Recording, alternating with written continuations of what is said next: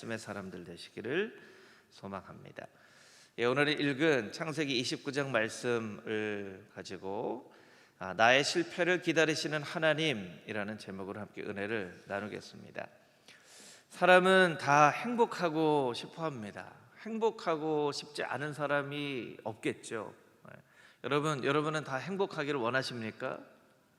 혹시 행복 싫어하시는 분 여기 있으세요? 목사님, 저는 행복 싫습니다.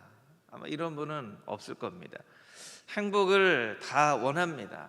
행복하고 싶어 하지만 무엇을 행복으로 보느냐는 각 사람마다 바라보는 시각이 다 다릅니다. 그리고 그 행복을 얻고자 하는 방법도 다 다릅니다. 야곱에게 있어서는 부모님을 잘 모시고 형제간에 하나밖에 없는 쌍둥이 형과 우애 있게 지내는 그런 행복을 행복으로 보지 않았습니다. 야곱은 무언가 자기만이 소유할 수 있는, 자신만이 누릴 수 있는 그런 행복을 찾고 싶어 했어요. 그 행복을 얻을 수만 있다면 부모님과의 관계가 깨어져도, 형제와의 우애가 망가져도 상관없다고 생각을 했어요. 야곱이 바라보는 그 행복이 야곱을 망친 것이죠. 결과적으로는 하나님께서 그런 야곱에게 은혜를 베풀어 주셔서 정말 하나님의 그 한량없는 은혜를 나타내는 인물로 삼으시지만, 결국 순간순간에 야곱이 고생하고 떠돌고 도망치듯 살아가는 이유는 자신이 원하는 그 행복 때문이었다는 것이죠.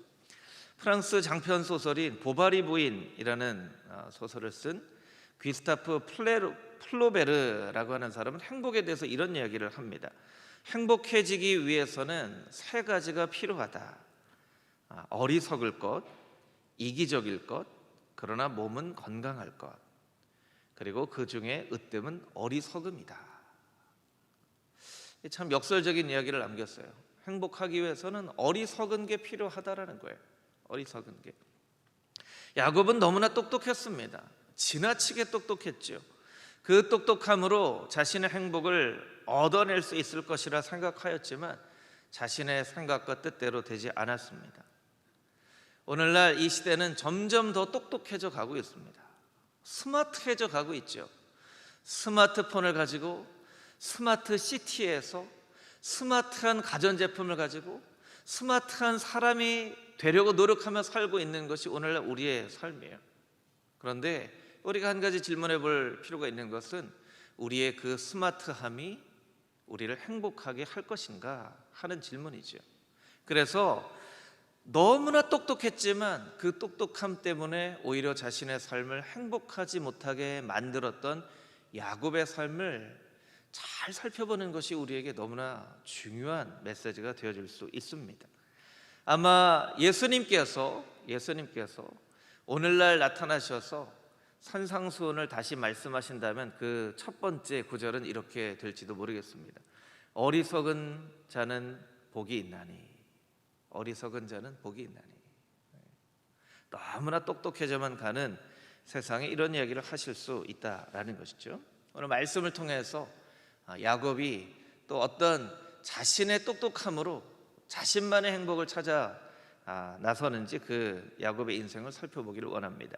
1절부터 6절까지 있는 말씀을 우리 같이 한번 다시 읽겠습니다. 1절부터 6절 말씀입니다. 시작. 야곱이 길을 떠나 동방 사람의 땅에 이르러 본즉 들에 우물이 있고 그 곁에 양 세 떼가 누워 있으니 이는 목자들이 그 우물에서 양떼에게 물을 먹임이라.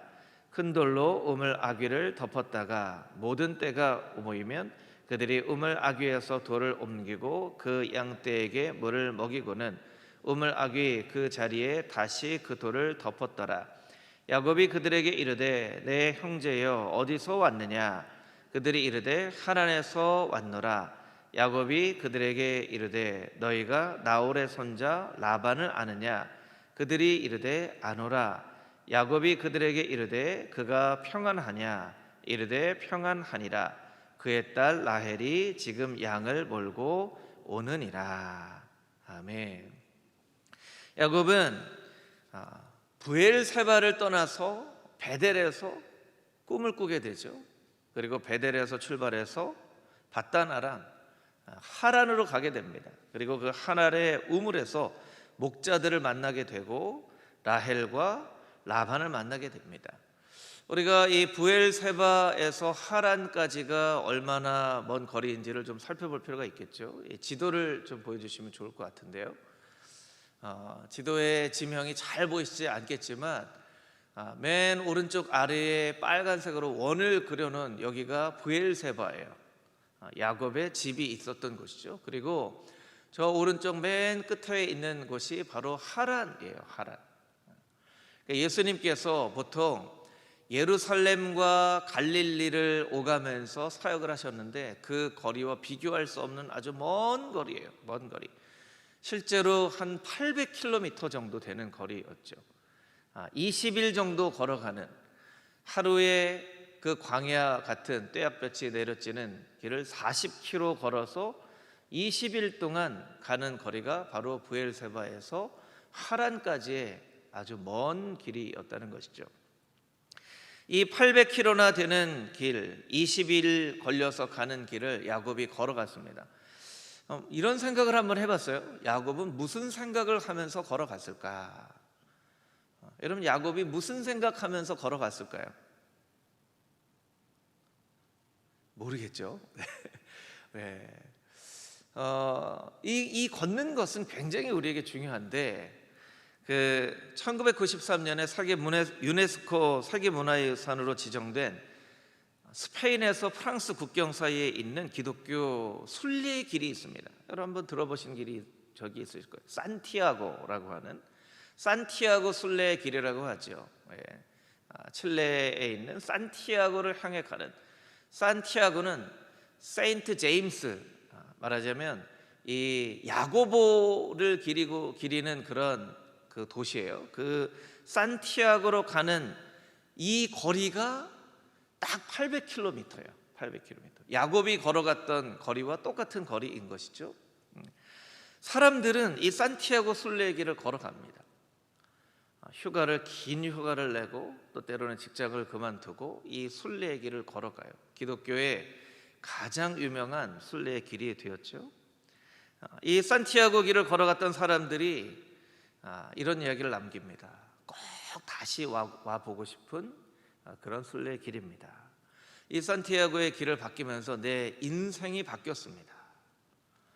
심지어는 기독교 신앙이 없는 사람들도 산티아고 순례의 길을 걸어갑니다. 그냥 걷는 겁니다. 그냥 걷는 거예요. 뭐 특별한 어떤 그런 게 있는 게 아니에요. 그냥 걷는 거예요. 사람들에게 그냥 걸어간다는 것, 그것은 어떤 의미인가 하면 몸을 움직이되 생각은 단순하게 만들어서 자기의 삶을 돌아보게 하는 것이죠. 천천히 걸어갑니다. 천천히 걸어갑니다. 자기의 의지대로 걸어가면 틀림없이 실패합니다. 이 산티아고 순례의 길을 걸어간 분들이 남긴 이야기들이 많은데요, 어떤 이야기를 남기냐면 꼭 작은 메시지에 귀를 기울여라. 무슨 얘기냐면 발이 좀 아프면 쉬어야 돼요. 그런데 여러분, 보통 우리가 살아갈 때 발이 좀 아프면 어떻게 하죠? 발이 아프다고 쉬지 않아요. 그냥 발 아픈 걸 이기고 살죠. 이기고 살아요. 신발 안에 뭐가 이렇게 들어가서 불편하면 바로 앉아서 신발 안에 이물질이 있는 것을 이렇게 빼고 해야 된다, 그런 얘기를 해요. 그런데 뭐 그냥 걸어가지, 일정을 해야 되니까 나는 10일 계획을 가지고 왔어요. 이 10일 계획을 걸어가야 돼 하고 가다가는 10일 계획을 못 지킨다는 거예요. 신발에 맞춰서 걸어가라, 이런 얘기도 있어요. 신발에 맞춰서 걸어가라. 내 힘껏 걸어가려고 하면 실패하는 그 길이 바로 산티아고 순례의 길이에요. 그러니까 내 뜻대로 하려고 하는 그 모든 삶의 모습들을 이렇게 돌아봐서 내가 얼마나 작고 연약한 존재인지, 작은 것 하나도 참을 줄 모르는 사람인지, 그리고 과거에 했던 그런 많은 일들을 되짚어 보면서, 곱씹어 보면서 나는 왜 과거와 같은 삶을 살았을까 하고 다시 한번 멈춰서서 이 길을 걸어가는 그런 아주 중요한 메시지를 가지고 있는 것이 이 산티아고 순례의 길이에요. 사람들은 이 길을 걸어가면서 삶이 바뀌었다고 합니다. 그러면 야곱도 800km를 20일 동안 걸어갔는데 야곱이 좀 뭔가 바뀌었을까요? 야곱이 좀 바뀌었을까요? 아니요, 야곱은 하나도 바뀌지 않았어요.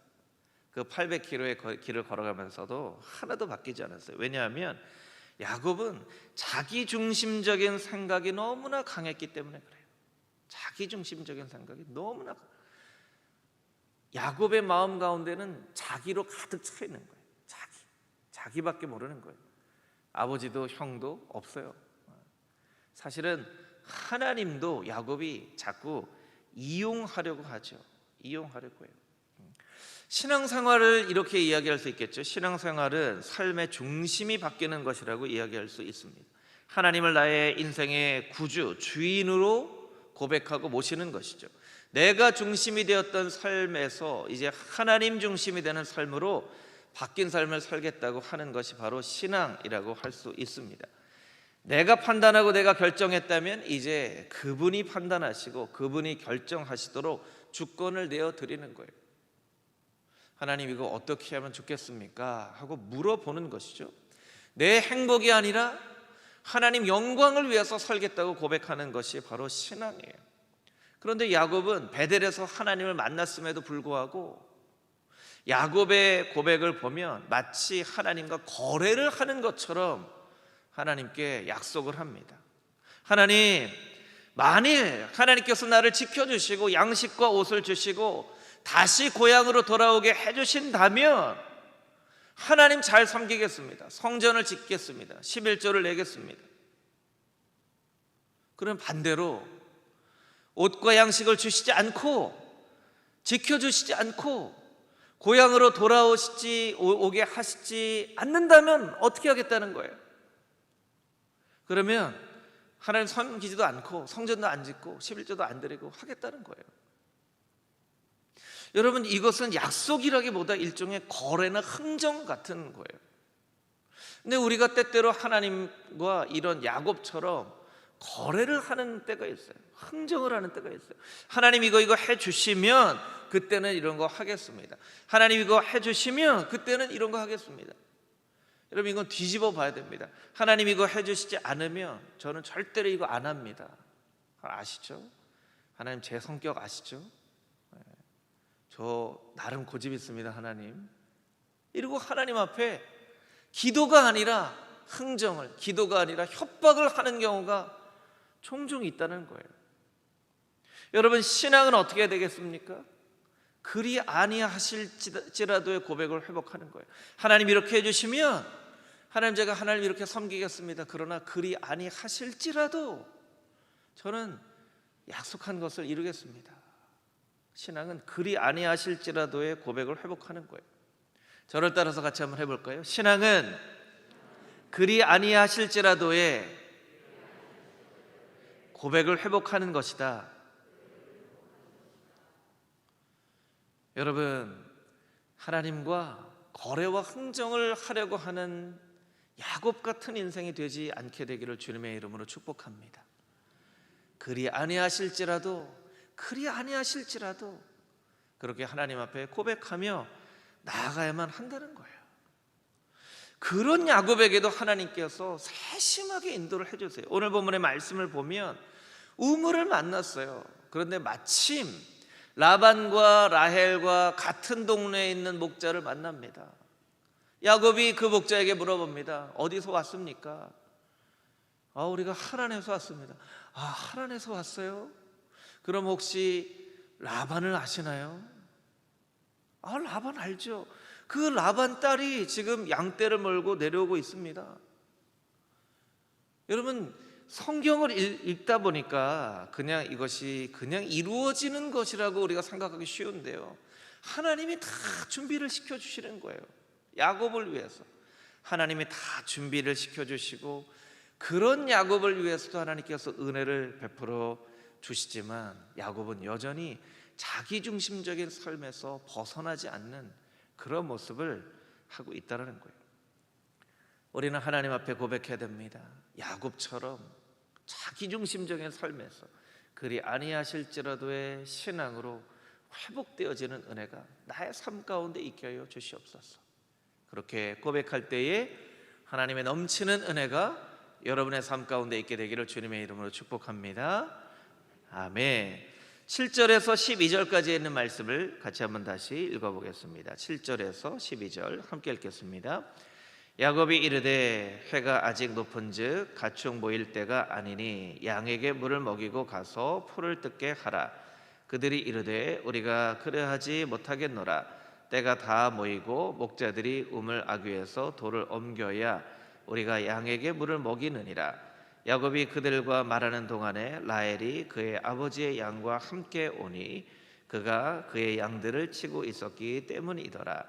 야곱이 그의 외삼촌 라반의 딸 라헬과 그의 외삼촌의 양을 보고 나가서 우물 아귀에서 돌을 옮기고 외삼촌 라반의 양떼에게 물을 먹이고 그가 라헬에게 입맞추고 소리내어 울며 그에게 자기가 그의 아버지의 상질이요 리브가의 아들 됨을 말하였더니 라헬이 달려가서 그 아버지에게 알리매. 아멘.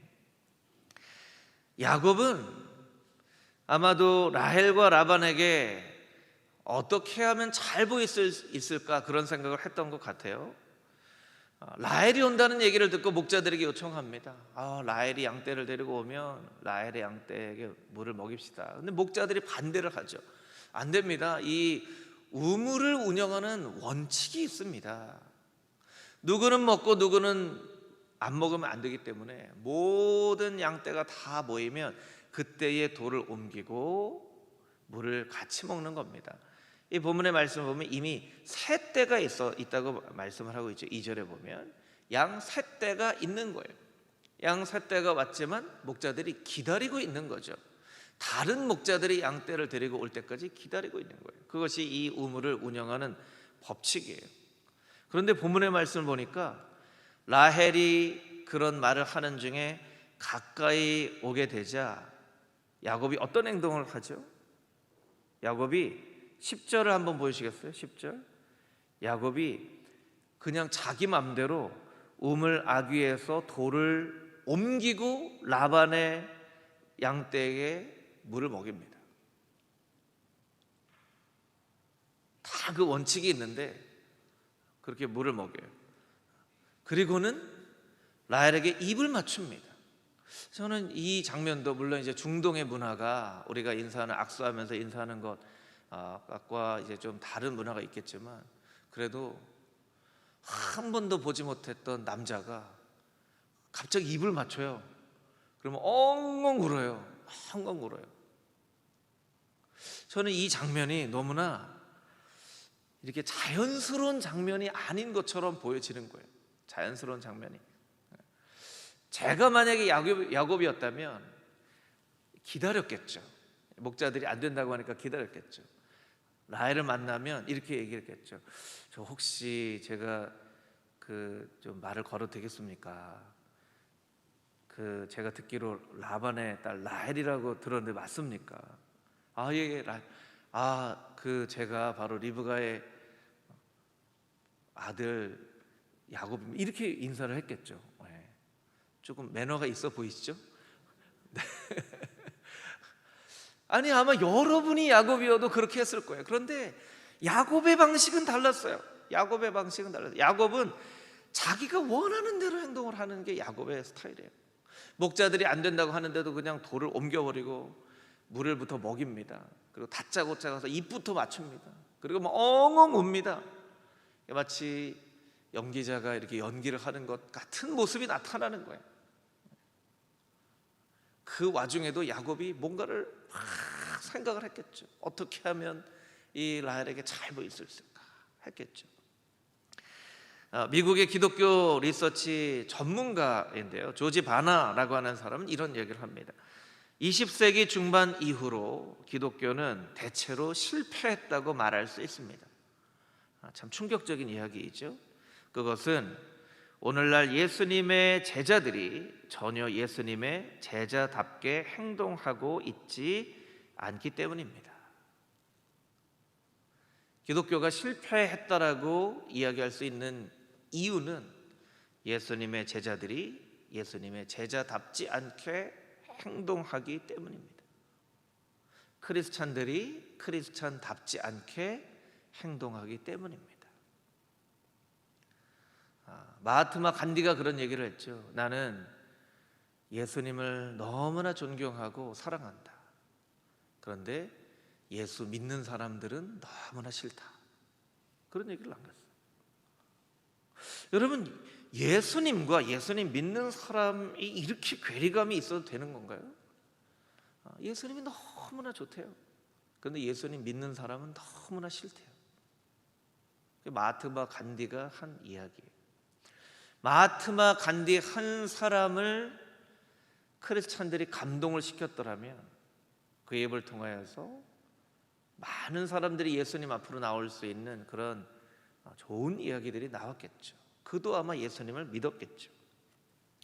복을 얻은 사람이라면 복을 얻은 사람답게 행동을 해야 되는 것입니다. 하나님을 만나고 약속을 들었다면 그 약속을 받은 사람처럼 행동을 해야 됩니다. 여러분은 예수님을 구주로 믿으십니까? 여러분, 예수님을 구주로 믿으세요? 그럼 예수님을 믿는 사람답게 살아야 되는 것입니다. 야곱은요, 복을 얻었어요. 약속을 받았어요. 그런데 도둑놈처럼 삽니다. 강도처럼 살아요. 자기가 원하는 것은 막무가내로 얻고자 아직도 그렇게 노력을 하고 있어요. 이 야곱의 스타일인 거예요. 이 야곱의 이야기로 책을 쓴 캐나다에서 목회하는 박신일 목사님이라는 분의 은혜가 걸어오다라는 책에 보면 이런 말이 있습니다. 하나님이 주어가 되면 인생이 달라집니다. 저를 따라서 같이 한번 해볼까요? 하나님이 주어가 되면 인생이 달라집니다. 하나님이 주어가 되면 인생이 달라진다는 거예요. 야곱을 주어로 놓고 야곱의 인생을 짧게 설명을 하면 쌍둥이의 둘째로 형의 발꿈치를 잡고 태어났습니다. 야곱은 장자권을 얻기 위해 팥죽과 떡으로 형을 속입니다. 어머니와 모략을 꾸며 아버지의 축복을 가로챕니다. 에서를 피해 도망자처럼 삼촌의 집으로 떠납니다. 그곳에서 결혼하고 자녀도 낳고 부를 쌓았지만 평안이 없는 가정이었고 쉼과 안식이 없는 세월을 20년 동안 살게 됩니다. 이게 야곱을 주어로 한 야곱의 인생에 대한 간략한 요약이죠. 하나님을 주어로 한번 바꿔볼까요? 하나님은 야곱을 한 가정의 둘째 아들로 태어나게 하셨습니다. 사람들은 야곱을 에서의 뒷발꿈치를 붙잡았다고 했지만 하나님은 야곱을 향한 특별한 계획을 가지고 계셨습니다. 하나님은 야곱이 형의 축복을 가로채는 것이나 아버지를 속이는 일을 원하지 않으셨습니다. 하나님은 야곱이 하나님의 음성에 귀 기울이는 것을 원하였어요. 그러나 야곱은 가까이에 있는 육신의 어머니의 목소리, 잘못된 가르침에 귀를 기울였습니다.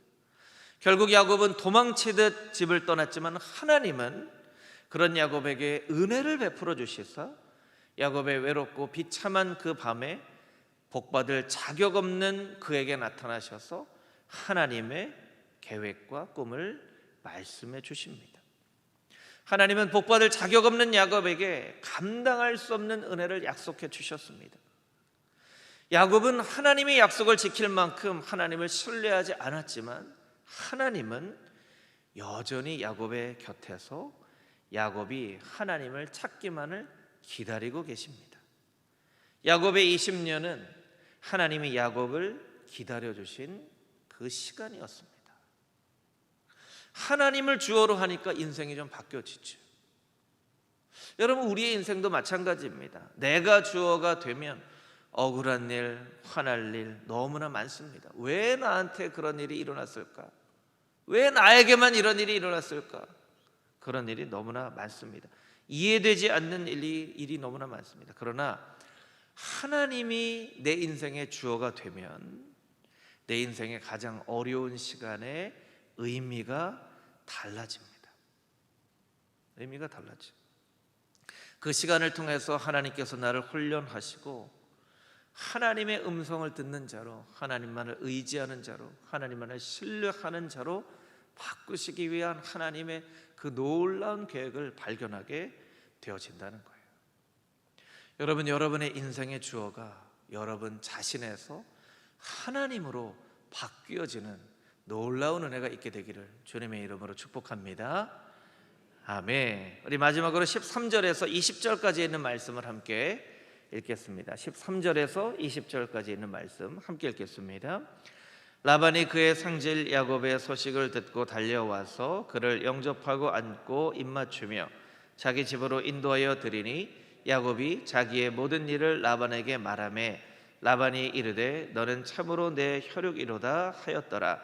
야곱이 한 달을 그와 함께 거주하더니 라반이 야곱에게 이르되 내가 비록 내 상질이나 어찌 그저 내 일을 하겠느냐. 내 품삯을 어떻게 할지 내게 말하라. 라반에게 두 딸이 있으니 언니의 이름은 레아요 아우의 이름은 라헬이라.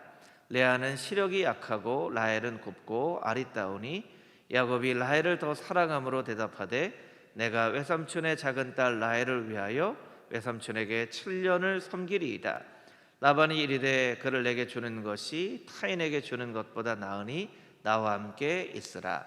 야곱이 라헬을 위하여 7년 동안 라반을 섬겼으나 그를 사랑하는 까닭에 7년을 며칠같이 여겼더라. 아멘. 13절을 다시 한번 자막으로 보여주시면 13절의 한 구절이 저의 마음 가운데 이렇게 좀 다가왔어요. 13절 하반절에 이런 구절이 있죠. 야곱이 자기의 모든 일을 라반에게 말하매. 야곱이 자기의 모든 일을 라반에게 말하매. 자, 여러분에게 한번 질문을 한번 해보겠습니다. 야곱이 정말 자기에게 있었던 그 모든 일들을 라반에게 이야기했을까요? 아니면 이야기하고 싶은 것만 이야기했을까요? 잘 생각해 보세요. 모든 걸 얘기를 했을까요? 아니면 자기가 하고 싶은 이야기만 했을까요? 자기가 하고 싶은 것만 이야기했을 거예요. 아, 삼촌, 제가 아버지를 기가 막히게 속였어요. 저 잘했죠? 이렇게 하지는 않았을 거라는 거예요. 그렇겠죠? 아, 제가요 생각을 해보니까 털이 없잖아요. 저는 어머니가 그때 마침 이렇게 다 털을 준비하셔가지고 정말 어머니를 꼭 닮았죠. 제가 목소리를 형처럼 흉내내느라고 얼마나 힘들었는지 몰라요. 그런데 아버지가 자꾸 저를 의심하는 초토로 물어보시더라고요. 이 목소리는 야곱인데 팔은 에서네 하시더라고요. 얼마나 마음이 졸였는지. 삼촌도 많이 속여보셨으니까 제 마음 잘 아실 거예요. 이렇게 얘기하지는 않았을 거라는 거예요. 그렇겠죠? 성경은 야곱이 라반에게 그 모든 것을 이야기했다라고 얘기를 하는데 사실은 야곱은 자기가 하고 싶은 것만 이야기를 하죠. 자기의 감추고 싶은 거, 드러내고 싶지 않은 것은 이렇게 숨기고 자기가 이야기하고 싶은 것만 얘기하겠죠. 오늘 우리의 모습과 똑같습니다. 우리의 모습과 똑같아요. 우리도 감추고 싶은 것은 이렇게 감춰요. 그리고 멋진 모습만 나타내기를 원하죠. 우리에게도 야곱 같은 그런 모습이 있는 거예요. 그런데 14절에 라반이 아주 기가 막힌 이야기를 합니다. 14절 자막을 한번 보여주시겠어요? 참으로 너는 참으로 내 혈육이로다. 참으로 너는 내 혈육이로다. 저는 어떻게 라반이 이 기가 막힌 얘기를 했을까요? 아마 라반도 의미를 알지 못하고 얘기를 했을 텐데 하나님이 이 이중적인 의미를 주셨으리라고 생각이 들어요. 야, 야곱아, 너가 정말 내 조카가 맞구나. 이런 얘기일 수도 있고요. 라반이 야곱보다도 고수거든요. 라반이 야곱보다 더 고수예요. 그러니까 야곱이 그런 그 속이고 하는 거를 얘기하지 않고 하는 걸 보면서 야, 넌 정말 내 혈육이구나, 그런 의미도 담겨져 있는 것 같아요. 물론 라반이 그런 것까지 생각했는지는 알지 못하지만 야, 넌 정말 내 혈육이구나, 그렇게 얘기를 합니다.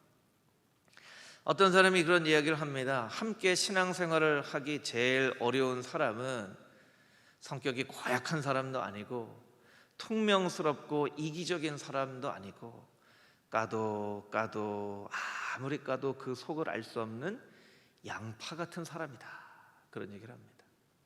저는 참 의미가 있는 이야기라고 생각이 들어요. 교회 안에서만 적용이 되는 일은 아니라고 생각이 들어요.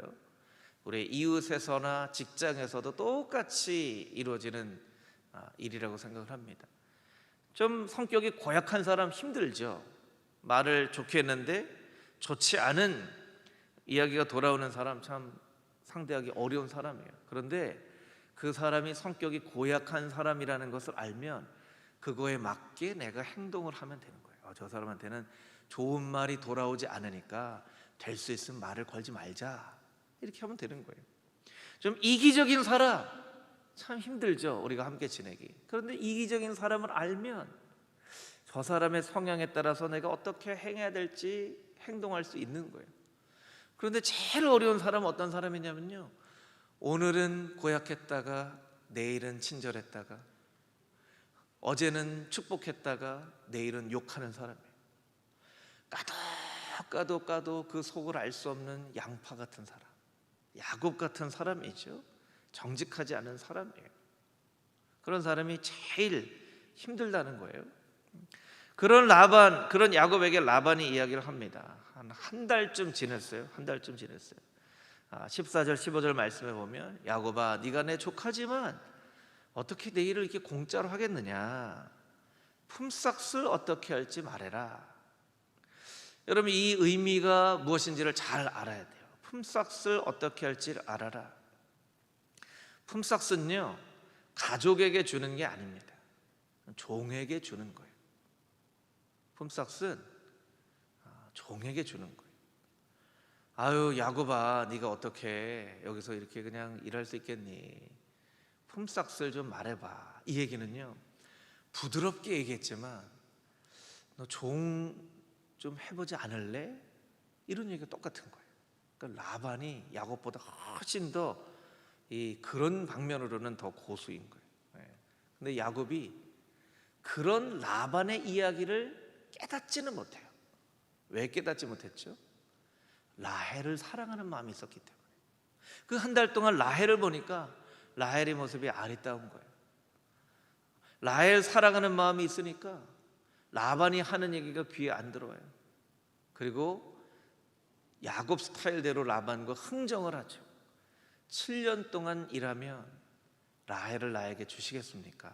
제가 7년 동안을 라헬을 위해서 열심히 일하겠습니다. 그러니까 라반이 어떻게 이야기를 합니까? 딴 사람한테 주는 것보단 낫겠다. 여러분, 이게 딸을 시집 보내는 아버지의 얘기입니까? 야, 그래 야곱아, 네가 너 보니까 정말 네가 준수한 청년이구나 해야 되는데 딴 사람한테 주는 것보단 낫겠다, 이러고 야곱과 계약을 합니다. 그리고 여기에서부터 야곱의 혹독한 인생 훈련이 시작됩니다. 그 교관은 바로 라반입니다. 야곱보다 더 지독한 사람 라반을 통해서 야곱이 이제 인생 훈련을 받게 됩니다. 우리에게 잘 알려져 있는 영성가 헬리나오에는 이런 이야기를 합니다. 훈련은 자기 삶이 하나님이 원하시지 않는 것들로 가득 차지 못하게 막으심으로 하나님이 일하실 수 있는 공간을 만드는 것이다. 그러면 이 의미를 잘 한번 생각해 보시면 좋을 것 같아요. 훈련이라고 하는 것은 나의 삶이 하나님이 원하시지 않는 것들로 가득 차지 못하게 하나님이 막으심으로 하나님이 일하실 수 있는 공간을 만드는 일이라는 거예요.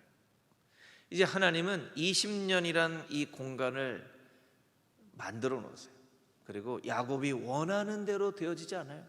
라헬을 원했는데 삼촌이 속여서 레아를 들여보내서 갑자기 레아가 아내가 됩니다. 또 레아와 라헬이 서로 시기함으로 또 여종들을 또 아내로 갑자기 아내가 4명이 되어졌고요. 그리고 또 야곱의 인생 가운데 아주 혹독한 훈련이 시작되어지는 것이죠. 야곱의 뜻대로 되어지지 않는 인생, 그러나 하나님의 뜻대로 되어지는 인생으로 하나님께서 야곱을 훈련시켜 가십니다. 그래서 때때로 실패는 우리에게 참 쓰디쓴 일이지만 하나님은 우리의 실패를 기다리시고 그 실패를 통하여 내 뜻대로가 아니라 하나님의 뜻대로 살아가는 하나님의 자녀들로 우리를 빚으시는 것입니다. 여러분, 여러분의 뜻대로 인생이 되어지지 아니하고 하나님의 뜻대로 여러분의 인생이 빚어지도록 하나님 앞에 여러분의 모든 인생의 주도권을 내어드리고 하나님의 뜻대로 나를 만들어 주시옵소서, 야곱처럼 살지 않게 하여 주시옵소서 고백하며 나아갈 때에 하나님의 놀라운 은혜가 저와 여러분의 삶 가운데 넘치도록 부어지게 될 줄 믿습니다.